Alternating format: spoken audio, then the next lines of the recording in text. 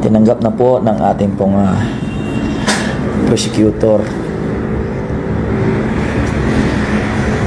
Tinanggap na po ng prosecutor's office po yung sinampa natin na complaint against po doon sa suspect po natin, no? Kung saan ang sinampa po natin sa kanya ay 3 counts of frustrated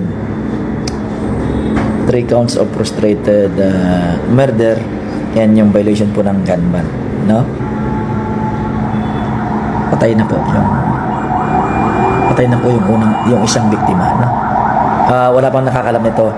Kakapasok lang po ito, although nakapagbato na kami ng progress report sa ating pong mga patay na po, no? Patay na po yung isa sa mga biktima.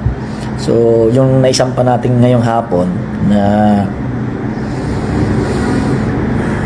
3 counts of frustrated murder, bali i-upgrade natin yun, i-amin natin siya kasi patay na po yung biktima, yung nakita natin na nakahandusay, yung binarilisan niya sa ulo.